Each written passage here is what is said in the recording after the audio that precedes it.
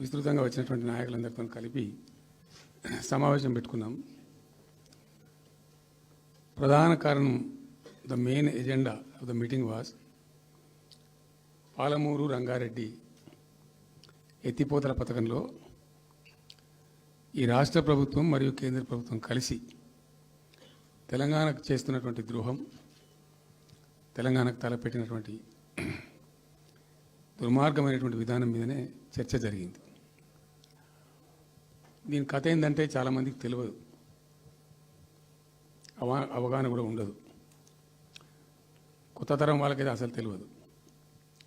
The reason why is సమైక్య ఆంధ్రప్రదేశ్లో అత్యంత దారుణమైనటువంటి వివక్షకు గురైన జిల్లా పాత మహబూబ్ నగర్ జిల్లా. చాలా చాలా దారుణానికి రీజన్ ఏంటంటే వనరులు లేక కాదు, వసతులు లేక కాదు. కృష్ణానది ప్రవేశిస్తదే మహబూబ్ నగర్ జిల్లాలో.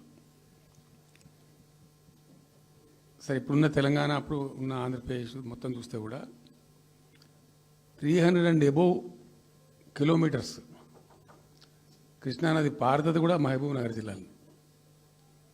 308 కిలోమీటర్లకు పారుతుంది. 308 కిలోమీటర్స్ పారుతుంది. ఇది రెండు రాష్ట్రాలు కలిపి లెక్క చూస్తే కూడా. అయినా కూడా 50 ఏళ్ళు అప్పటికి 50 ఏళ్ళు పరిపాలించినటువంటి కాంగ్రెస్ పార్టీ కానీ, ఆ తదనంతరం సుమారు దగ్గర ఒక 20 ఏళ్ళు పరిపాలించిన తెలుగుదేశం పార్టీ కానీ, పాలమూరుకు చాలా దారుణమైనటువంటి తిరిగి కోలుకోలేనటువంటి దెబ్బ కొట్టిన పార్టీలు ఈ రెండు పార్టీల ప్రభుత్వాలు. ఇది లోకమందరికి తెలుసు. ఆ జిల్లా యాక్చువల్లీ అప్పర్ కృష్ణా ప్రాజెక్టు, భీమా ప్రాజెక్టు, తుంగభద్ర ఎడమ కాలువ ప్రాజెక్టు, దాని ద్వారా ఆనాటికి అన్ని ఫైల్స్ ఉన్నాయి, రికార్డ్స్ ఉన్నాయి. ఏదో ఒకటి స్టోరీ కాదు. 174 టీఎంసీ నీళ్ళు పాలమూరు రంగారెడ్డి జిల్లాకు రావాల్సి ఉండే. పాలమూరు జిల్లాకు ఆనాటి ప్రతిపాదిత ప్రాజెక్టుల ప్రకారం రావాల్సి ఉండే. ఆంధ్రప్రదేశే ఏర్పాటే తెలంగాణ పాలిట పెనుశాపం. కొంతమందికి నచ్చదు, కానీ పెనుశాపంగా పరిణమించింది ఆంధ్రప్రదేశ్ రాష్ట్ర ఏర్పాటు. మొత్తం తెలంగాణకు, అందులో మోర్ స్పెసిఫికల్లీ మహబూబ్ నగర్ జిల్లాకు జరిగినటువంటి తీవ్రమైనటువంటి అన్యాయం. ఎస్ఆర్సి యాక్ట్ అంటే స్టేట్ రీఆర్గనైజేషన్ యాక్టు స్పష్టంగా చెప్తుంది, ప్రతిపాదించబడి ఆల్రెడీ శాంక్షన్ అయ్యి జరుగుతుండే ప్రాజెక్టులు, కంటెంప్లేట్ చేసి ఉన్న ప్రాజెక్టులు, వాటిని మార్చకూడదు, అవి కొనసాగించాలి.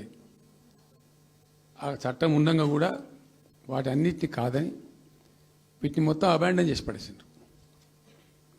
అట్లా చాలా చేసినారు. అక్కడ గోదావరి మీద చూసుకుంటే దేవునూరు ప్రాజెక్టు కావచ్చు, ఇచ్చంపల్లి కావచ్చు, రకరకాల ప్రాజెక్టులను అబాండన్ చేసినారు. అందులో అతి తీవ్రమైనటువంటి అన్యాయం మహబూబ్ నగర్ జరిగింది. ఇలా మహబూబ్ నగర్కి ఇచ్చే పాలమూరు ఎత్తిపోతలో మరొకటి కొత్త స్కీమ్ కాదు. గతంలోనే 174 టీఎంసీలకు ప్రాజెక్టులు రూపకల్పన జరిగి అంత అయింది. అయితే మేము చాలా వాదించినాం. మధ్యలో బ్రిజేష్ కుమార్ ట్రిబ్యునల్ వస్తే కూడా అక్కడ పోయి ఆ ట్రిబ్యునల్ని కలిసి చాలా ప్రయత్నాలు చేసినాం. ఉద్యమ సందర్భంలో, ఉపన్యాసాలలో, కరపత్రాలలో, జలసాధన ఉద్యమ సందర్భంలో, మా క్యాసెట్ల రూపంలో, స్పీచ్ల రూపంలో, కరపత్రాల రూపంలో, పోస్టర్ల రూపంలో, క్యాసెట్ల రూపంలో రకరకాలుగా వాదించుకుంటూనే ట్రిబ్యునల్ కూడా ఇవ్వాలని పోతే, ట్రిబ్యునల్కు ఉండే ఒక డెలికసీ ఏంటంటే వాళ్ళు రాష్ట్రాల మధ్య పంపిణీ చేస్తారు తప్ప రాష్ట్రం లోపల ఉండేటువంటి ఒక ప్రాంతానికంటే వాళ్ళు చేయరు. మీకు రాష్ట్ర హోదా లేదండి, మీరు ప్రాంతము, మరి రాష్ట్రంతో కొట్లాడుతున్నారు, అది వేరే సంగతి. కానీ మేము స్వీకరించలేము, తీసుకోలేము చట్ట ప్రకారం అని చెప్పి వాళ్ళు నిరాకరించారు. సరే, ఆ తదనంతరం ఉద్యమం జరిగింది, మీ అందరికి తెలుసు. ఇక్కడ ఇంకొకటి కూడా తప్పకుండా చెప్పాలి. బచావత్ ట్రిబ్యునల్ ఏర్పాటైనప్పుడు అతను పంపకాలు చేస్తూ బచావత్ ట్రిబ్యునల్లో స్పష్టంగా రికార్డెడ్ ఇప్పుడు ఉంది. బచావత్ ట్రిబ్యునల్లో స్పష్టంగా పొందుపరచబడి ఉంది. ఇప్పుడు బచావత్ గారు ఖుద్దు రిటైర్డ్ సుప్రీంకోర్టు జడ్జి, ఆయన స్వయంగా ఏమన్నాడంటే, ఈ ప్రాంతం నిజంగా చాలా నిరాదరణకు గురైంది, ఇంకా అవుతూ ఉన్నది. ఆ రోజు విపత్కర పరిస్థితి, దుర్భరమైన పరిస్థితి ఏంటంటే, పాలమూరు గురించి గంటెడు నీళ్ళు అడిగిన వాళ్ళు లేడేవాడు. ఇంత కేటాయించండి, ఈ కరువు జిల్లా ఉంది అని అడిగేవాడే లేడు. ఆనాటి సమైక్య ప్రభుత్వం చేసిన ద్రోహం. బచావత్ ఏం చేసిండు, మాకు చూడబుద్ధి అయితే లేదు, ఇది మా అంతల మేమే సూమోటో ఈ సమైక్య ప్రభుత్వం ప్రతిపాదించకపోయినా ఒక 17 TMC జూరాల ప్రాజెక్టు మంజూరు చేస్తున్నాము. అయితే సాంకేతిక కారణాలు మరొకటో చూపెట్టి ఈ జూరాల ప్రాజెక్టుని ఇక్కడి నుంచి ఎత్తగొట్టద్దు, వేరే కాడ కట్టద్దు, ఇక్కడ మాత్రమే కట్టి తీరాలి, దానికే అలాట్ చేస్తున్నామని చెప్పి ఒక కండిషన్ పెట్టిండు ఆయన. ఇది ట్రిబ్యునల్. అతను ఒక న్యాయమూర్తిగా పనిచేసిన వ్యక్తి కాబట్టి చూడబుద్ధి కాక, ఆ బాధ భరించలేక ఈ కామెంట్ కూడా రికార్డు చేసిండు ట్రిబ్యునల్లో. ప్లస్ ఆ 17 TMC జూరాల ప్రాజెక్టుకు కేటాయించిండు. ఎంత విషాదం అంటే, అది ఎప్పుడో 74లో 74 నుంచి 78 దాకా జరిగింది కథ. అతను కేటాయిస్తే దానికి ముట్టినోళ్ళు లేడు, పట్టుకునోళ్ళు లేడు, తీసినోళ్ళు లేడు. అంజయ్య గారు ముఖ్యమంత్రి అయినాక ఒక ఏడాది తర్వాతనేమో అప్పుడు అంజయ్య గారు దానికి ఫౌండేషన్ స్టోన్ వేస్తారు. ఫౌండేషన్ స్టోన్ వేస్తే ఇక అది మెల్లగా మెల్లగా తెలంగాణ ప్రాజెక్ట్ కదా, ఇప్పుడు పట్టుకుని లేడు, దాన్ని మాట్లాడడం లేదు, అయ్యలేదు, అవ్వలేదు. ఒక అనాథలాగా ఆ బ్యారేజ్ వరకు కట్టేశారు.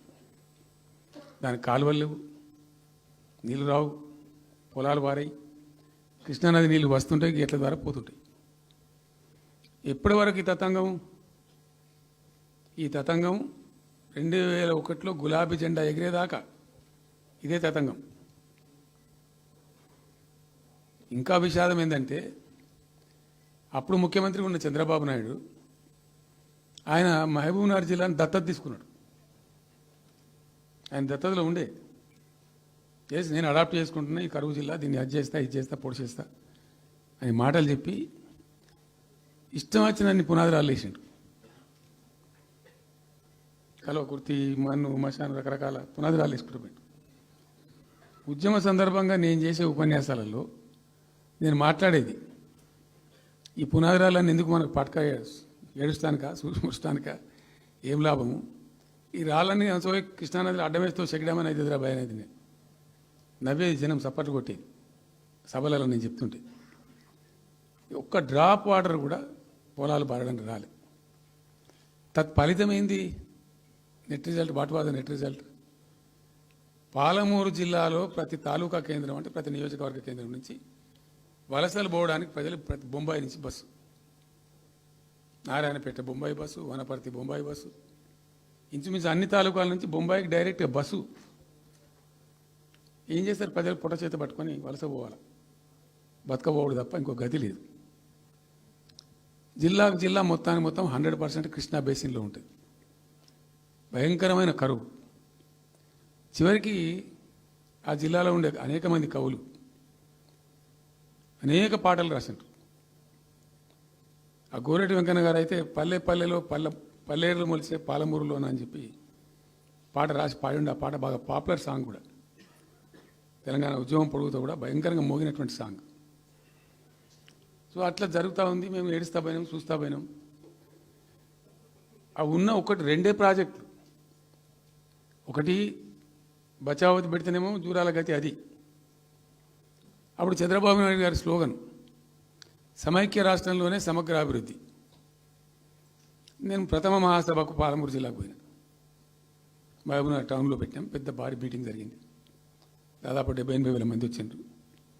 ఆ మీటింగ్లో నాకు బాగా కోపం వచ్చి, ఏమయ్యా చంద్రబాబు నాయుడు, అప్పటికి ఏంటంటే కర్ణాటకకి కొంత ముంపు ప్రాంతం ఏమిటి దూరాల ప్రాజెక్టులో ఏంటంటే కొద్ది ముంపు ప్రాంతం కర్ణాటక రాష్ట్రంలో ఉంటుంది. ఒక 13 కోట్ల రూపాయల వరకు కాంపెన్సేషన్ కట్టాల్సి ఉంది. కట్టడు, ₹1 కట్టడు. ఏమయ్యా చంద్రబాబు నాయుడు గారు, నువ్వు దత్తత తీసుకున్నావు, కథ తీసుకున్నావు, డైలాగులు చెప్తున్నావు, ఇక్కడ చచ్చిపోతాను జనము, బొంబాయికి వలసలు పోతుండ్రు. ఇటువంటి పరిస్థితులలో కూడా కర్ణాటకకు డబ్బులు కట్టడానికి డబ్బులు లేవా? ఇదేనా సమైక్య రాష్ట్రంలో సమగ్ర అభివృద్ధి అంటే? పట్టిగా బ్యారేజ్ ఆ గోడ లెక్క కట్టిన విడిచిపెట్టేది చూసి తమాషా పడన్నా అని చాలా తీవ్రమైన విమర్శలు చేశాను. మోకాళ్ళ మీద పరిగెత్తి కట్టిండి చంద్రబాబు నాయుడు. అప్పుడు ఆ కర్ణాటక చెల్లించాల్సిన కంపెన్సేషన్ ఏదైతుందో మోకాళ్ళ మీద ఉరికి నా దాడి తట్టుకోలేక కంటిన్యూగా పెట్టినాం. దాని తర్వాత చంద్రబాబు నాయుడు పార్టీకి సంబంధించిన ఎమ్మెల్యేనే ఆర్డీఎస్ దగ్గర బాంబులు పెట్టి పేల్చేయడం, అది మీ అందరికీ కూడా తెలుసు. బాంబులు పెట్టి పేల్చడం 2 సార్లు 3 సార్లు పేల్చారు. నేను ఫస్ట్ ఉద్యమంలో తెలంగాణ ఉద్యమం స్టార్ట్ అయిన తర్వాత నేను ఎంచుకున్న ఎజెండా, నా ఎజెండాలో మొదటి పాదయాత్ర నేను చేసినటువంటిది జోగులాంబ టు గద్వాల పాదయాత్ర చేసింది. ఈ అన్యాయం సంగతి ఏంది అని దాన్ని ప్రజలలో ఎండగట్టాలని చెప్పి, గవర్నమెంట్ కూడా ఒత్తిడి తేవాలని చెప్పి, ఎందుకు తెలంగాణ ఉద్యమం చేస్తున్నాం అనేది లోకానికి తెలియాలని చెప్పి నేను జోగులాంబ టు గద్వాల పాదయాత్ర చేసిన. దాన్ని మొత్తం అసలు కంప్లీట్ 80,000 ఎకరాలకు బారాల్సినటువంటి ఆ ఆర్డీఎస్ కెనాలు 15,000 ఎకరాలు, 10,000 ఎకరాలు, 20,000 ఎకరాలకు వచ్చింది, తగ్గిపోయింది. అడిగే నాతుడు లేడు. నేను అంతకు ముందే పాదయాత్ర కన్నా ముందే స్వయంగా మేమందరం జిల్లా మహబూబ్నగర్ జిల్లా నాయకులు నేను కలిసి ఆర్డీఎస్ హెడ్ వర్క్స్ ఎక్కడ ఉంటాయంటే కర్ణాటకలో ఉంటాయి, రాయచూరు దగ్గర.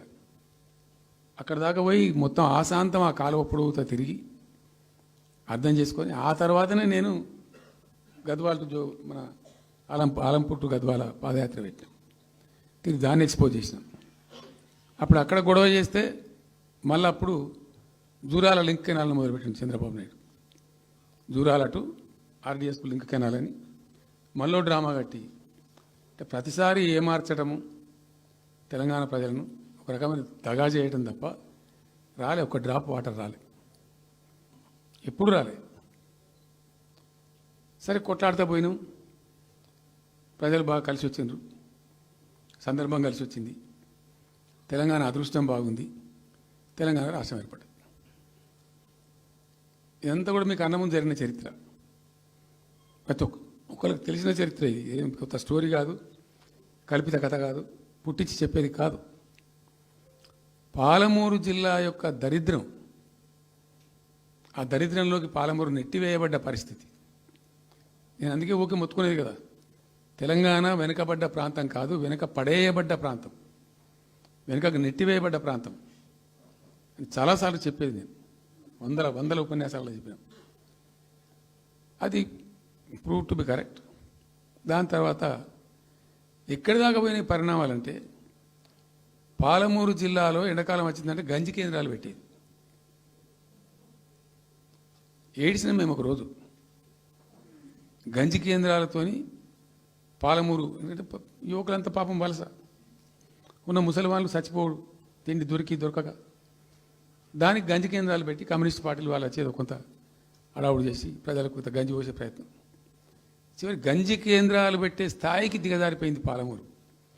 కృష్ణా నది 300 కిలోమీటర్లు పారే జిల్లాలో చాలా దారుణం పోయింది. లివ్వా అంటే కేటాయింపులు ఉన్నాయి, పత ఉంది, కార్ఖానా ఉంది, అప్పర్ కృష్ణా పేరుంది, తుంగభద్ర కాలువ పేరుంది, రకరకాల భీమా ప్రాజెక్టు పేరుంది, అన్నీ ఉంటాయి కానీ రాదు.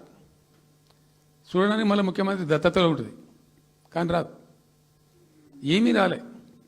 ఇంకా అందంగా ఈ ప్రాజెక్టులను, నేను కూడా అప్పుడు తెలుగుదేశం పార్టీలో పనిచేసిన కదా, ఈ ప్రాజెక్టులకు పెండింగ్ ప్రాజెక్టులను పేరు పెట్టిన ఒక టైటిల్ గొప్పతనంలాగా పెండింగ్ ప్రాజెక్టుల జాబితాలో వాటిని తోసేసి పాలమూరున ఆ గతికి తెచ్చిండ్రు. సరే రాష్ట్రం వచ్చిన తర్వాత జరిగింది ఏంది, టోటల్గా మేము సమీక్ష చేసుకున్నాం. గోదావరి ఏంది, గొంగడి ఏంది, కృష్ణ అయింది, మనకు రావాల్సిన వాటా అయింది, దగా జరిగింది ఎక్కడ, ఎట్లా సరిదిద్దాలా, ఎట్లా మన ప్రయాణం ముందుకు పోవాలా, ఏం జరగాలి అని ఆలోచన చేసినాం. చాలా తీవ్రమైనటువంటి మదన పడ్డం. టాప్ ప్రయారిటీలో ఈ జిల్లా ఆదుకోవాలి మనం. అత్యంత భయంకరమైన కరువు ఉంది ఇక్కడ, కొంచెం లైన్లో పెట్టుకోవాలి. ఇప్పుడు మన సొంత రాష్ట్రం కాబట్టి మనకు ఆ ఇబ్బందులు ఉన్నాయని చెప్పి మా ప్రస్థానం ప్రారంభించాం. మొట్టమొదలు యుద్ధ ప్రాతిపదికన ఏవైతే పెండింగ్ ప్రాజెక్టులను పెట్టినరో వాటిని రన్నింగ్ చేసిన వాటిని అన్నిటికని నెట్టెంపాడు కావచ్చు, భీమా కావచ్చు, కల్వకుర్తి కావచ్చు, అన్నిటిని కూడా బ్రహ్మాండంగా లైన్లోకి తెచ్చి స్టార్ట్ చేసినాం. నికరంగా 6.5 లక్షల ఎకరాలకు ఆయకట్టు తెచ్చినాం ఆ పాలమూరు జిల్లాలో మా గవర్నమెంట్ ఉన్నప్పుడే. ఇది అక్కడ ప్రజలందరికీ తెలుసు, అందరికీ తెలుసు, ప్రతి వాళ్ళకి తెలుసు. సామర్థ్యాలు పెంచుకున్నాం కొన్ని. నెట్టెంపాడులో భాగంగా ఒకటి రేలంపాడు రిజర్వాయర్ ఉంటుంది. అది జస్ట్ 1.5 TMs, 1/4 to 2 TMs అది ఉండే. నేను రివ్యూ చేసి అక్కడ రైతులతో మాట్లాడి మీకు పంట పండదు, కష్టమవుతుంది కాబట్టి దీన్ని కొద్దిగా పెంచాలని చెప్పి డబుల్ ద సైజ్ చేసినాం, 4 TMs చేసినాం, పంట పండాలి కాబట్టి. అట్లా రకరకాల చర్యలు తీసుకొని దాని ద్వారా ఆ కల్వకుర్తి లిఫ్టిగేషన్ ద్వారా, ఈ నెట్టెంపాడు ద్వారా, బీమా ద్వారా, బీమా phase 1 phase 2 ద్వారా అన్ని కలిపి 6.5 లక్షల ఎకరాలకు. వాస్తవం చెప్పానంటే ఎంత దుఃఖభాజనం అంటే, ఎంత బాధాకరం అంటే, కృష్ణానది 300 కిలోమీటర్లు ప్రవహించేటువంటి పాలమూరులో 30,000 ఎకరాలు కూడా పారకం లేదండి. RDS అన్ని కలిపి లేదు, అసలు రావు, నీళ్ళు రావు, కాలువ లేదు, పొలం లేదు, ఏం లేదు. అందుకే అది వలసల జిల్లా అని పేరు ఎందుకు వచ్చింది పాలమూరుకు? ఎందుకు వలస పోతారు ప్రజలు? ఎంత కంపల్సరీ ఉంటే పోతారు, ఎంత దుఃఖం ఉంటే పోతారు, ఎంత బాధ ఉంటే పోతారు. ఆ విధంగా ఒక 6.5 లక్షల ఎకరాలు దానికి తెచ్చినాం. మిషన్ కాకతీయలో కొద్దిగా ప్రయారిటీ పెట్టి, భౌగోళికంగా బాగా విశాలంగా ఉండే జిల్లా కాబట్టి ఇప్పుడు కొత్త జిల్లాలు తీసుకున్నాం, కానీ ఆ రోజు అది పెద్ద జిల్లా. దానికి మిషన్ కాకతీయలో టాప్ ప్రయారిటీ ఇచ్చి మైనర్ ఇరిగేషన్ చెరువులు మొత్తాన్ని పోయినాయిగా అమ్ముకున్నారు, అబాండనైనాయి. మిగిలిన వాటిని కొన్ని సామర్థ్యాలు పెంచి ఒక పద్ధతికి తెచ్చినాం. అదో 1,20,000-1,50,000 ఎకరాలకు అది దోహదపడ్డది. చెక్ డ్యాములు కూడా కట్టుకున్నాం. చాలా వాగుల మీద 100ల కొద్ది చెక్ డ్యాములు కట్టినాం. ఇవన్నీ కూడా మీ కళ్ళ ముందే జరిగినాయి, మీ అందరికీ కూడా తెలుసు. ఈ RDS కెనాల్కి మోసం జరిగింది కాబట్టి మధ్యలో తుంగభద్ర మీద పెట్టి తుమ్మిల లిఫ్ట్ కూడా తెప్పించి తుమ్మిల లిఫ్ట్ కూడా పూర్తి చేసినాం. ఏది RDS ద్వారా కోల్పోయిన ఆయకట్టును రిస్టోర్ చేయడానికి తుమ్మిల లిఫ్ట్ కూడా స్టార్ట్ చేసినాం, నీళ్ళు పోపించినాం, బ్రహ్మాండంగా ఆయకట్టు అంతా పార్పించినాం. ఇట్లా అనేక రకాల చర్యలు అవి తీసుకొని ఒక 6.5 లక్షల ఎకరాలకేమో నెట్ ఆయకట్టు వచ్చింది. ఇండైరెక్ట్ ఆయకట్టు ఏమో భూగర్భ జలాలు పెంచడానికి కట్టిన చెక్ డ్యాములు, మైనర్ ఇరిగేషన్ బాగు చేయడం, దాని ద్వారా కూడా 1,50,000 ఎకరాలకు వచ్చింది. ఆ తదనంతరం మరి మనం ఎట్లా ముందుకోవాలా, ఏం చేద్దామని చెప్పి ఈ రంగారెడ్డి జిల్లా కూడా వాళ్ళు పాపం కృష్ణా బేసినే, ప్రతి డ్రాప్ రంగారెడ్డిలో పడే ప్రతి వర్షం చుక్క కృష్ణానదికి పోతుంది, ఇంకెక్కడికి పోదు. నల్లగొండ జిల్లాలో కురిసే ప్రతి వర్షం చుక్క కూడా కృష్ణానదికి పోతుంది. 100% ఈ 3 జిల్లాలు కూడా నల్లగొండ, రంగారెడ్డి, పాలమూరు ఇవి 100% కృష్ణ బేసిన్లో ఉన్నాయి. మనము ఏదైతే మనకు కేటాయించినరో ప్రాజెక్ట్ వైజ్ అనో ఇంకోటనో కంబైన్డ్ స్టేట్ ఉన్నప్పుడు జరిగినటువంటి మోసం నుంచి బయటికి రావాలంటే మనం రాష్ట్రం ఏర్పడ్డ తర్వాత కొట్టాడాలి, మన వాట మనం సాధించాలి. రివిజన్, కృష్ణా జలాల యొక్క పునఃపంపిణీ మీద ట్రిబ్యునల్ వేయించుకోవాలి, రివిజన్ పెట్టియాలి అని ఒక స్ట్రాటజీ పెట్టి దాన్ని కొట్లాను. సరే, ఇందాక నేను చెప్పినట్టు దేవుని దయ వల్ల తెలంగాణ రాష్ట్రం వచ్చింది. ఈ ప్రాజెక్టు కంప్లీట్ చేస్తూనే పాలమూరు రంగారెడ్డి ఎత్తిపోతల పథకానికి శ్రీకారం చుట్టాం. యాక్చువల్ ఫ్యాక్ట్ ఏంది, పాలమూరు రంగారెడ్డికి మేము ఆ రోజు మనసులో ఇంటర్నల్గా మాట్లాడుకొని డిపార్ట్మెంట్ కావచ్చు, క్యాబినెట్ కావచ్చు, వితిన్ ద పార్టీ కావచ్చు, ఆ జిల్లాల నాయకులతో కావచ్చు, మా స్ట్రాటజీ ఏంది, పాలమూరు రంగారెడ్డి ఎత్తిపోతల పథకానికి 170 TMs తీసుకోవాలి. This was the strategy of BRS government. ఎట్లా, ఎక్కడి నుంచి తీసుకోవాలా, అనేక ఆంక్షలు మాటలు బట్టి డైలాగులు ఏపీ నుంచి వచ్చే వ్యతిరేకత ఇవన్నీ దృష్టిలో పెట్టుకొని ఏం చేసినాం, నికరంగా లెక్కలు తెప్పించినాం. ఈ మహబూబ్ నగర్ జిల్లాలో మైనర్ ఇరిగేషన్లో పాత చెరువులు ఏవైతే బచావ్ అవుతున్నప్పుడు లెక్క పెట్టినటువంటి చెరువులు ఏవైతే ఉన్నాయో ఉన్నాయన్నీ మాయమైనవన్నీ, వాటి సామర్థ్యం ఆ రోజు ఎంత, ఇవాళ నెట్ సామర్థ్యం ఎంత అని లెక్కలు తీసి కేంద్రానికి సమర్పించి ఒక 45 టీఎంసీ రెండు దానికి కేటాయించింది ఆ రోజు మేము ఎంత అంటే 90.81 టీఎంసీ, 90.81 పాలమూరు రంగారెడ్డికి మేము కేటాయించింది ఆ రోజుకు.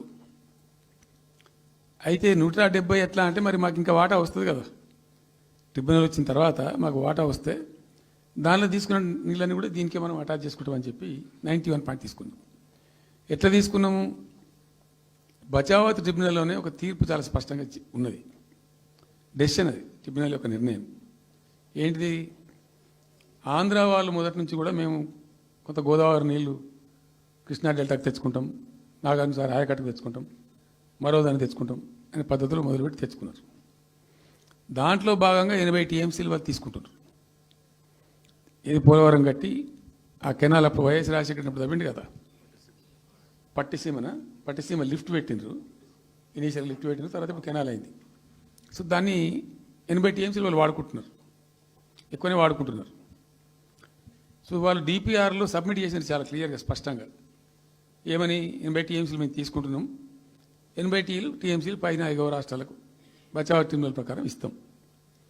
అది 3 రాష్ట్రాలకు ఇస్తారు, తెలంగాణ రాష్ట్రానికి, కర్ణాటకకు, మహారాష్ట్రకు. తెలంగాణకు 45, వాళ్ళిద్దరు కలిపి 35, కర్ణాటకకు 21 టీఎంసీ, మహారాష్ట్రకు 14 టీఎంసీ. వాళ్ళిద్దరు కూడా వాడుకుంటున్నారు. అది కర్ణాటక వాళ్ళు ఆల్రెడీ ఆర్ యూజింగ్ 21 టీఎంసీ ఏదైతే పోలవరం నీళ్ళు అక్కడ వాళ్ళు తీసుకున్నారు కాబట్టి దాని కంపెన్సేటర్ కింద వచ్చినటువంటి దాన్ని they are using it, right రాయాలి. మహారాష్ట్ర కూడా వాడుతున్నారు, లెక్కల్లో చూపించారు వాళ్ళు, వాళ్ళ ప్రాజెక్టుల డిపిఆర్లో వాళ్ళ లెక్కల్లో చూపెట్టిండ్రు. ఇక వాడుకోవాల్సింది వాళ్ళు మనం. సో ఆ 45 టీఎంసీ మనది ఉంది కదా, మనకు ట్రిబ్యునల్ కేటాయించిందే కదా, అప్పనంగా ఏదో వచ్చేది కాదు కదా. సో ఆ 45 ఈ మైనర్ ఇరిగేషన్ లాసెస్ 45 కలిపి 90.81 టీఎంసీలకు దాన్ని ప్రతిపాదించాం.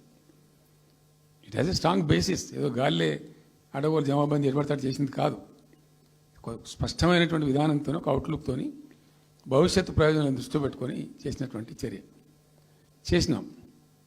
ప్రాజెక్టు 30,000 కోట్లు 35,000 కోట్లు మంజూరు చేసినాం. అందులో 27,000 కోట్లు ఖర్చు పెట్టినాం. ఆల్మోస్ట్ దగ్గర 88-90% పనులు పూర్తి అయిపోయినాయి. ఈ ఆంధ్రాతోని పంచాయతీ ఉంటుంది ఎప్పటికైనా, వాళ్ళు పోతిరెడ్డిపాడు పొక్కగొట్టి దాన్ని పెంచి ఇక దాన్ని ఇంకింత పెంచి ఇక తెలుగు గంగా అనే పేరు మీద మొదలై అది ఎటెటెటెటు పోతుంది ఇక అడవుల జమాబంది. కాబట్టి మనం క్విక్కెస్ట్ పాసిబుల్ టైంలో తీసుకోవాలని ఆ వచ్చే వాటర్ను అక్కడ ఎంటైర్ వరల్డ్లో ఇక్కడ లేవండి 145 మెగావాట్స్ కెపాసిటీ పంప్స్ పెట్టినాం అక్కడ. Specially prepared, those pumps were prepared by BHEL of India. 145 మెగావాట్ల పంపులు అసలు ఇండియాలో ఎక్కడ ఏ ప్రాజెక్టుకు లేవు. ఎందుకంటే దాని ఆ పంపు స్విచ్ ఆన్ చేసిన నేను, నీళ్ళు వచ్చినాయి. ఒక్క పంపు స్విచ్ ఆన్ చేస్తేనే ఇట్లా కాలువలు తల్లాడుతుండే ఇట్లా. అంటే ఆ గొడవ ఉంది కాబట్టి వాళ్ళు అటు పోతిరెడ్డి పడిపోక నుంచి వాళ్ళు తీసుకుపోతూ ఉంటారు. ఆ వర్షాలు వచ్చినప్పుడే మనం తీసుకోవాలి, ఇంకో గత్యంతరం లేదు. కాబట్టి క్విక్కెస్ట్ పాసిబుల్ టైంలో ఈ రిజర్వాయర్లు నింపుకుంటే మనం సేఫ్ అయిపోతాము, జిల్లా కాడికి కొంత న్యాయం జరుగుతుందని చెప్పి ఆ 145 మెగావాట్స్ కెపాసిటీ ఉండే పంప్స్ పెట్టినాం. ఇప్పుడు పంప్స్ అన్నీ ఆల్మోస్ట్ ఇన్స్టాల్ అయినాయి. మరి ఈ గవర్నమెంట్లో వీళ్ళు ఏం పట్టించుకుంటలేరు, అసలు ఏం చేస్తలేరు. అయితే జరిగింది. జరిగిన తర్వాత ఏమైంది, అనుమతులు అంత సాధించారు. దాని మీద చాలా మెలికలు పెట్టినారు. ల్యాండ్ అక్విజిషన్ల ప్రాబ్లం చేసినారు. అయినా 27,000 ఎకరాలు మేము అక్వైర్ చేసినాం సక్సెస్ఫుల్గా. అదంతా క్లిష్టమైన సబ్జెక్ట్ ఈ రోజులలో ల్యాండ్ అక్విజిషన్ అంటే. అయినప్పటికీ 27,000 ఎకరాలు అక్వైర్ చేసినాం, 27,000 కోట్లు ఖర్చు పెట్టినాం. అంత కాన్సన్ట్రేట్ చేసినాం. గ్రీన్ ట్రిబ్యునల్కి పోయినారు, ఆ స్టేని క్యాన్సిల్ చేయించినాం. అనేక రకాల అడ్డంకులు కల్పించే ప్రయత్నాలు ఎన్ని చేసినా వాటన్నిటిని అధిగమిస్తూ ఆ ప్రాజెక్టును ముందుకు తీసుకొని పోయినాం. అయితే ఈ పంపులన్నీ ఇన్స్టాలేషన్ అయిపోతుంది, బ్రహ్మాండంగా ఉంది. సరే, ఇంతగా అనేది మా గవర్నమెంట్ మారింది. సహజం, రాజకీయాల్లో గెలుపులు ఉంటాయి, ఓటములు ఉంటాయి, ప్రభుత్వాల మార్పిళ్ళు ఉంటాయి, జరుగుతాయి. కానీ ఎంత తెలివి తక్కువ దద్దమ్మ ప్రభుత్వం వచ్చినా, నెక్స్ట్ సక్సెసివ్ గవర్నమెంట్ ఎవరు వచ్చినా రాష్ట్ర ప్రయోజనం కదా ఒక ప్రాజెక్ట్ అంటే. ప్రజలకు నీళ్ళు వచ్చేది కదా, ప్రజలు బ్రతికేది కదా, దాన్ని కొనసాగిస్తారు. ఇప్పుడు ఒక్క తట్టెడు మట్టి కూడా తీయలేదండి. మా గవర్నమెంట్ పోయిన తర్వాత పాలమూరు ఎత్తిపోతల పథకంలో ఒక తట్టెడు మట్టి కనీసం నేను తీయలే. మరి దాన్ని ఎందుకు అబాండన్ చేసినరో, దాని వెనక ఏం ఉద్దేశం ఉందో, ఇంత నిష్క్రియాపరత్వం ఏంది, ఇంత దారుణమైంది. 2 నెట్ సంవత్సరాలు గడిచిపోయినాయి. ఇప్పుడు మేము గమనిస్తూ ఉన్నాం. మధ్యలో ఏమైంది, కేంద్ర ప్రభుత్వంతో తమాషా. బీజేపీ మొదటి నుంచి మాకు తెలంగాణకు శని అయింది. అది కేంద్ర ప్రభుత్వం ప్రతిదాన్ని వ్యతిరేకించడమే. ప్రతిదానిగా చంద్రబాబు ఎన్డీఏలో చేరడం, ఆయన మాటలు పట్టుకొని వ్యతిరేకించడం, అడ్డంగా ఇష్టం వచ్చిన పద్ధతిలో. మేము బాగా కొట్టాను. మేము ఉన్న రోజులు అనేకమైనటువంటి పోరాటాలు చేసి దాన్ని అప్పటికప్పుడు సాధించుకున్నాం. అనుమతులు కానీ ఇంకోటి కానీ మొత్తం 9-10 అవసరం పడతాయి. అందులో 6 అనుమతులు ఆల్రెడీ వచ్చేసినాయి.